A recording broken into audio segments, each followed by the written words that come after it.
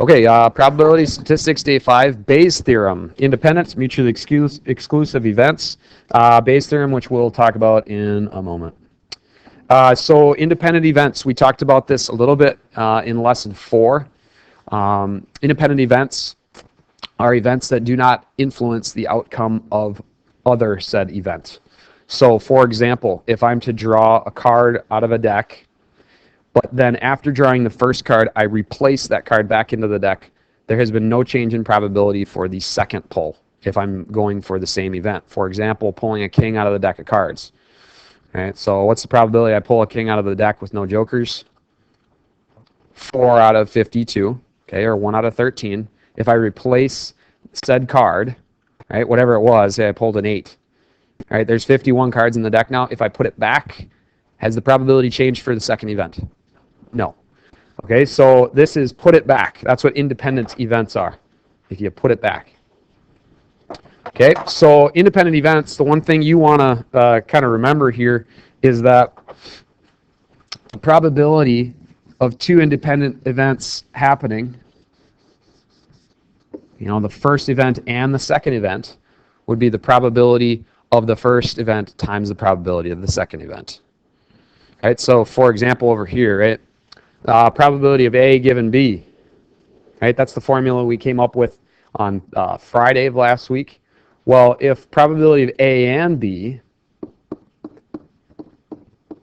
is equal to the probability of A times the probability of B, well, if I divide that by the probability of B, what is the probability of A given B? A, right? Probability of A.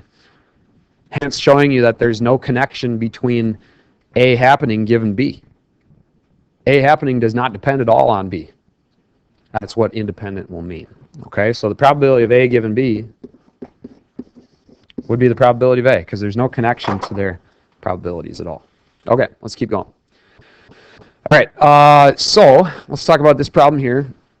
1984 in the U.S., the proportion of all births that involved C-section deliveries was 15 out of 100, or 0.15.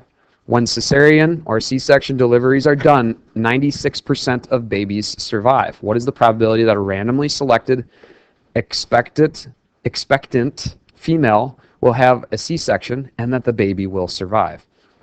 Are these events connected? Well, you have to have one to happen for the other to happen, right? But does the probability of having a C-section affect the probability that the baby survives? Like, you could kind of argue it does, right? So let's say A has already happened, right? We've already had a C-section, right? Does B have any dependence on the fact that we've had a C-section? No. It's just a separate probability. So the baby is born, C-section. Does it survive or not? Right? It's kind of a tree diagram situation. Okay. So let's talk about that. What does this probability 15 out of 100 mean? Yeah, probability of C-section, right? What does 96 out of 100 mean? Probability. So surviving given C-section. Right? Okay, so we've got probability of C-section. So that's this right here. In the denominator, we'd put a 0.15. Probability of survival given C-section was 0.96. So we could find the probability that a baby both survived and was C-section. What would I do to solve for that? Simple algebra. I'd cross multiply, and I'd get 0.96 times 0.15. That would give me the probability that the baby survived and was a C-section baby. 9.6 plus 0.48. What do we get there? No. Point what? 144. Okay.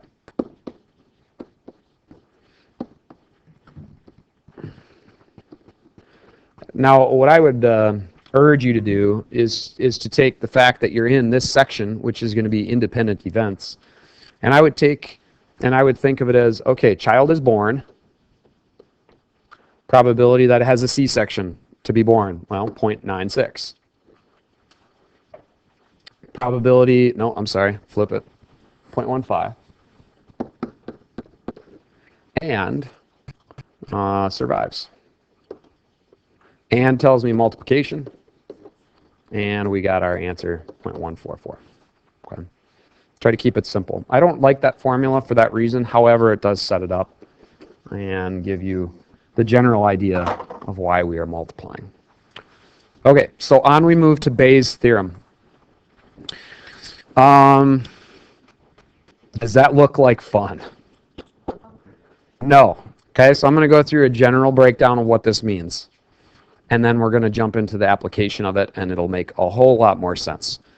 So if I look at this world here, right, inside this circle here is A. I'm not going to worry about not A for a moment. Okay, in the white section of this graph is B. So this section would be A and B. Okay, over here I've got A and not B. So A, this might be confusing to start with, but A is equal to A and B or not B. Let's make that look a little simpler for us, right? Well, if I intersect A with B or not B, then I get A and B, hence this section, or A and not B, hence this section. So would you agree that A is comprised of A and B plus A and not B? So far, so good? Okay. So now all I'm going to do is take the probability of that thing. Probability of that thing. Well, that's kind of gross. Let me do a little side work down here. Probability of A and B. Well, how did I get that before? Well, before I said the probability of A given B was equal to the probability of A and B over the probability of B. So if I cross multiply, what would the probability of A and B equal? Probability of what? A given B times what? Probability of B. So probability of A given B would be the probability of A and B. Well, we just did that down here. That's dumb. Okay, I'm going to do a direct sub, right? I'm going to do a direct substitution. I say that probability of A given B times probability of B equals this probability right here. And the probability of A given not B, right, could help me get the probability of A and not B, which would be this right here. Now, does that make any real-world situation sense to you? No, there's just a bunch of A's and B's. And some of you are like, yeah, I'd take the B test. And some of you are like, no, I'll take the A test. And then someone's like, what about the P test? I'm like, what? Okay, so let's apply this. Let's apply it. Here's a tree diagram. And I think, to be honest with you, probably a worse slide. I was thinking about deleting this slide because it hurts my brain. Does it hurt your brain? Okay, so basically what's going to happen is we're going to have an event, right? And that event is A. And either that event will happen or it won't happen. And then after that event happens or doesn't happen, aka happens here, does not happen here, we're going to have an event B. And that event B will come after event A, and it'll either happen or not happen.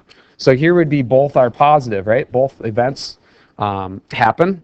Here would be we got event A to happen, but then event B failed. Here, event A failed, and event B was positive. Here, event A and B both failed. What? Let's apply it. To what? Machine A and machine B? Yeah. Okay, so machine A and machine B are creating protein powder. Okay? Machine A creates 40% of the total protein powder. Machine B creates the other 60%. Okay? Machine A's protein powder is good except for 3% of what comes out of it. It's bad. It's like below 10 grams per scoop. Yeah, per scoop. There we go. Okay, and machine B, it produces a little bit more, so the amount that's defective is a little bit more. Okay, so let's think about this for a moment. Machine A, right, is kind of like event 1. So it creates 0.4 of the total amount, of which 0.03 is defective. How much would not be defective? Yeah, 0.97 or 97% of what comes out of it. Okay, machine B, 0.6 of the total is produced, 0.05 is defective, and 0.95 is good to go. All right, so basically what we want, if we want quality protein powders, we want this event or this event to happen, right? Because then we know that neither of them have defective product in them. Okay, so let's take a look at the first question. What is the probability? An item. What the heck?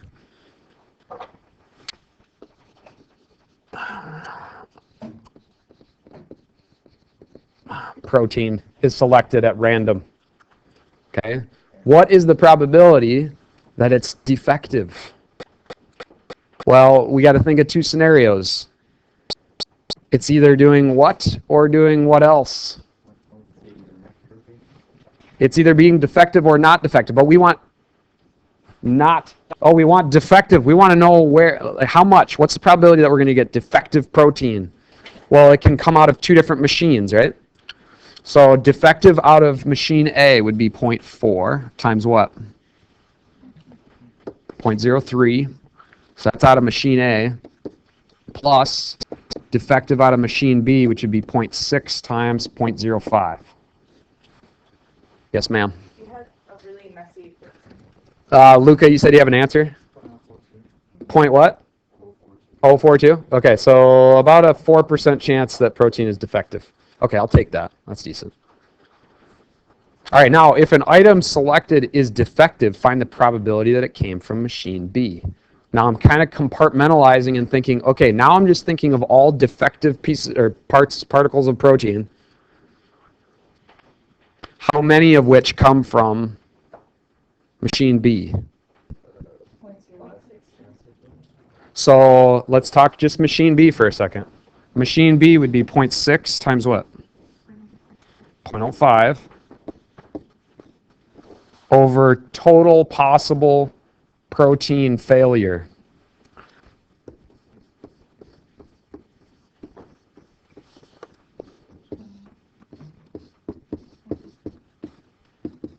Okay, so I know 0.6 times 0.05 is 0.03. And I know the denominator is our answer from the previous problem. So do we get something about 0.73, 0.72, something like that? 0.714. So there's about a 71% chance that the defective protein comes from machine B. Good? Okay. I'm going to set up the tree while you set up the tree. A survey of adults in a town shows that 8% have liver problems. Of these, it is also found that 30% are heavy drinkers, 60% are social drinkers, and 10 are non-drinkers. Of those that did not suffer from the liver problems,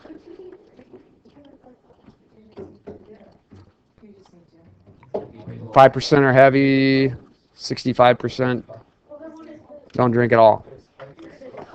Let's talk about the first branch. All right.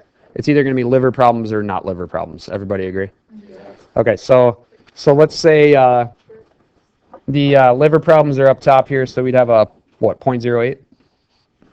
And healthy liver would be 0.92.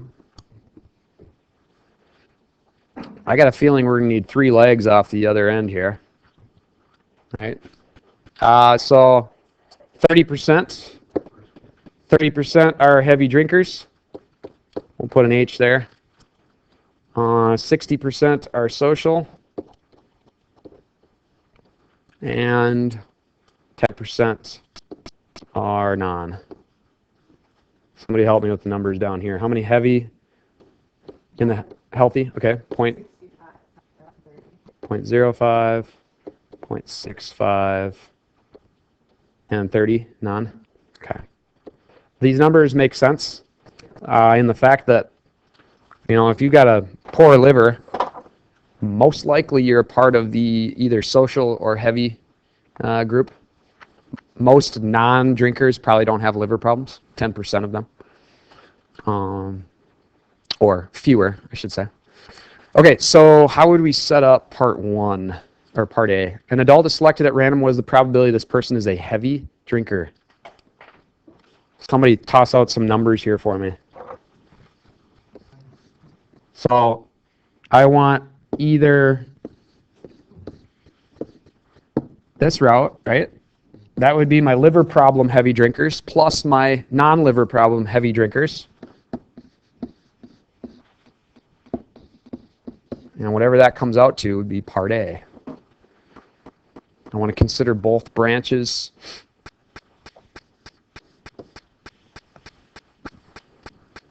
We get 0.07 or a 7% chance. Thank you, Jackie Gleeman. Part B, if a person is found to be a heavy drinker, what is the probability this person has liver problems? Okay, so if a person is already a heavy drinker, what is the probability that they come from the liver problem group? So I'm going to take part A, this 0.07, and toss it in down here. But then I only want to take the liver problem folks. And then come up with an answer that way. 0.35. If a person is found to have liver problems, what is the probability this person is a heavy drinker? Okay, thoughts on this one? Say again. Say that one more time. Do they have liver problems? They have liver problems, so I'd have a 0.08, right, over, wait, hold on, no. I want the 0.08 on the bottom. I want 0.08 on the bottom. And on top, I want 0.08 times, are they heavy? Yeah, 0.3. So I'm guessing that'll come out to be 0.3, right? Because the 0.08s will go away. Yeah.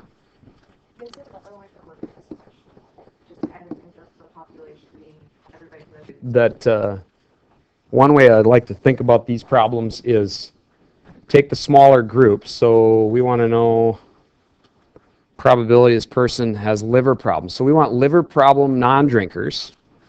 Liver problem non-drinkers. Okay, so probability of that over probability of non-drinker. All non-drinkers, right?